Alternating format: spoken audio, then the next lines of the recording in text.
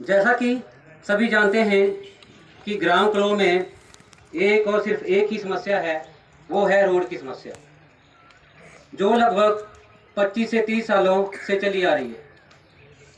आज तक वो जैसी की तैसी पड़ी हुई है। यहाँ बहुत सी सरकारें आई, चली गई, लोग गांव के उनके पास भी गए, उनको समस्या बताई, पर समस्या जैसी की तैसी पड़ी हुई है। अब मैं मंत्री जी को रोड के बिना ग्राम वासियों को क्या क्या समस्याएं झेलनी पड़ती हैं उनसे अवगत कराना चाहता हूं।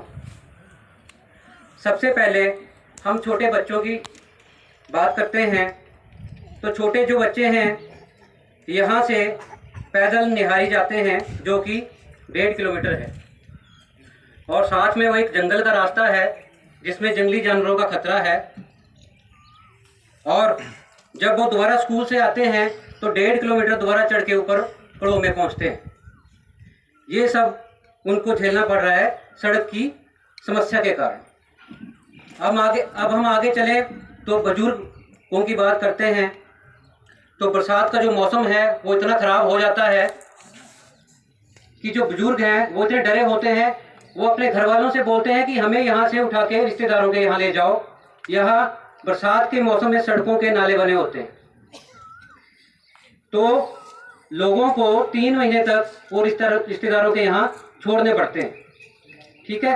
उसके बाद अगर हम बात करें नवयुवक की, तो नवयुवक यहाँ पे जो रोजगार पे हैं, सरकारी नौकरी करते हैं, प्राइवेट करते हैं या अपना बिजनेस करते हैं, उनमें से लगभग गांव कड़ों में 25 से 30 नवयुवक ऐसे हैं जिनकी उम्र 35 साल है और उनकी शादी तक नहीं हो रही है। क्योंकि जब भी उनका रिश्ता करवाने घर वाले जाते हैं तो लड़की वाले साहब बोलते हैं कि हमने कड़ों में लड़की नहीं देनी है, यहाँ सड़क नहीं है। अब मैं मंत्री साहब को जो कुछ एक हादसे गांव के अंदर हुए हैं उनका कुछ विवरण बताना चाहता हूं। सबसे पहले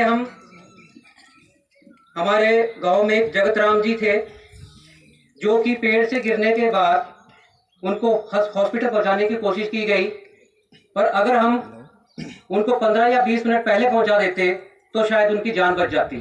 और वो देरी सिर्फ और सिर्फ सड़क की वजह से हुई। सड़क नहीं है, उनको पालकी में लेके गए और जहां सड़क थी वहां पे उनको गाड़ी में बिठा के हॉस्पिटल पहुंचे। दुर्भाग्यवश उनकी मौत रास्ते में ही हो गई। अब हम बात करते हैं, हमारे एक भाई थे अशोक कुमार जी, सन ऑफ रंजीत पटियाल। उनको यहाँ एक दिन उनके फादर और मदर खेती कर रहे थे कि भौर वहाँ पे आ गया, तो हमारे अशोक कुमार जी ने काफ़ी कोशिश की अपने माता पिता को बचाने की, बच्चों को, और वो सफल भी हुए, पर वो अपनी जान ना बचा पाए। जब उनकी कुछ उम्मीद लगी थी इनको हॉस्पिटल पहुंचा के उनकी कोई रोकथाम की जाए, काफ़ी लड़कों ने कोशिश की, लेके गए, पर सड़क की वजह से वो उनकी जान भी चलती गई। डॉक्टर ने कहा अगर वो 15 या 20 मिनट पहले पहुंच जाते तो शायद उनकी जान बच जाती। अब मैं एक और बात बताता हूं, अपने ही मेरे साथ ट्रेजेडी हुई है। मेरे फादर श्री सुंदरलाल जी दिल्ली में रहते थे। हमने दिवाली पे उनको बुला लिया। वो कभी 1 साल या 2 साल में आते थे घर पे। वो बोलते थे कि मैं बीमार रहता हूँ, यहाँ गाड़ी नहीं है, कोई कुछ इमरजेंसी हो गया तो मैं कैसे जाऊँगा।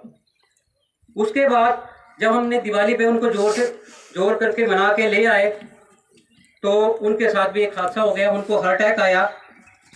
तो यहाँ जैसे ही हार्ट अटैक आया, रात के 2 बजे हुए थे, सड़कें बिल्कुल ख़राब पड़ी हुई थी।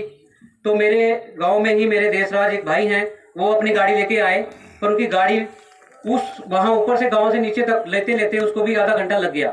उसके बाद हमने अपने फादर को गाड़ी में डाला, मेरे पड़ोस के सारी आए, उनको उठाया और गाड़ी में लेके गए ऊपर।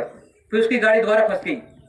आधा घंटा उस गाड़ी को धक्का मारा, 4-5 बंदे रात को 2 बजे बुलाए और फिर चढ़ाया, झंझार से होके गए।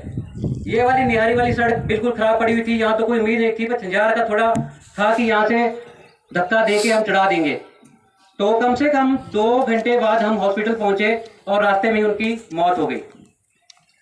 तो मैं मंत्री साहब को ये एहसास करवाना चाहता हूँ कि रोड की कमी की वजह से क्या दुख होते हैं, कितनी फील होती है, क्या कितनी समस्याओं का सामना बच्चों, बूढ़ों और जवानों को करना पड़ रहा है यहाँ पे।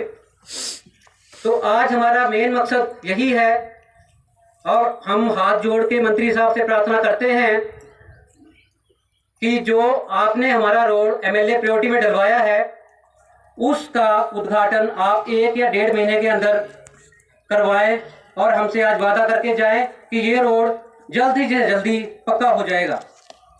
हम ना आपसे एक नौकरी मांगते हैं, ना हमें राशन चाहिए, हम खुद कमा रहे हैं, जा रहे हैं।